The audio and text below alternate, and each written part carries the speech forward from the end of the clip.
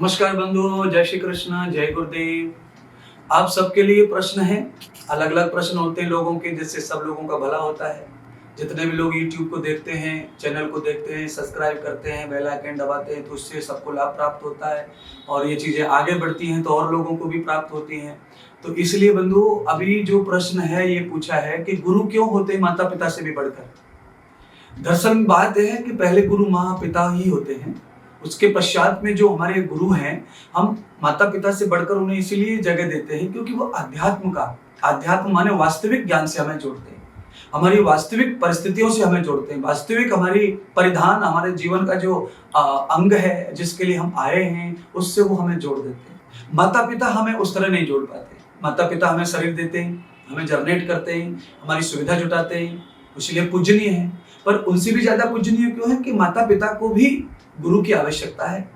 उस गुरु के शरणों में जाकर के माता पिता भी अपने आप को धन्य करते हैं, मानवीय जीवन को कृतार्थ करते हैं, तो फिर उनके जन्नत हुए बच्चे उन्हीं गुरुओं से फिर वो धन्य होते हैं। तो इसलिए गुरु पूजनीय हो जाते हैं। दूसरा, संसार में भूगोल से लेकर परमार्थिक परमात्मा तक का वास्तविक ज्ञान गुरु से ही प्राप्त होता है। पर उसके लिए समाज में गुरु के नाम पर बहुत सारा अपभ्रंश है, अपवाद फैला हुआ है। जिन गुरुओं का माता पिता से भी छोटा स्तर है, उनको भी बड़ा सम्मान प्राप्त है भाग्य से, पर ऐसा नहीं। गुरु वही है और इसीलिए गुरु महान है क्योंकि गुरु हमें पारमार्थिक जीवन से, हमारे मूल जीवन से, वास्तविक जीवन से जोड़ता है और धर्म अर्थ काम मोक्ष की कामना से सिद्ध करता है और हमारे जीवन के संपूर्ण जो हमारे जीवन के लक्ष्य, उन्हें उद्देश्यों को पूरा करने की शक्ति ज्ञान के द्वारा, विवेक के द्वारा गुरु से प्राप्त होती है।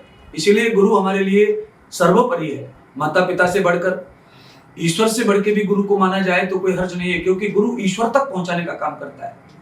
इसीलिए ईश्वर की गति गुरु में होती है, ईश्वर के समान गुरु होते हैं। इसीलिए आप सब जानते हैं कि गुरु पूर्णिमा ऐसा नक्षत्र होता है आषाढ़ मास का, कि उस नक्षत्र में अपने आप ही गुरुदेव की जो एनर्जी है, पॉजिटिव जो थिंग्स है, वो शिष्य में अपने आप प्रवेश होते हैं।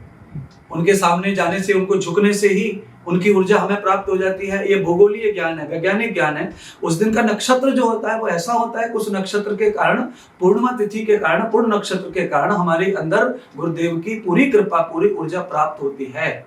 इसीलिए साल में एक बार गुरु डे आता है, उसे गुरु पूर्णिमा भी कहते हैं। तो अभी बिल्कुल ठीक आज से 20 दिन के बाद गुरु पूर्णिमा आगमन कर रही है, आपके सामने आ रही है।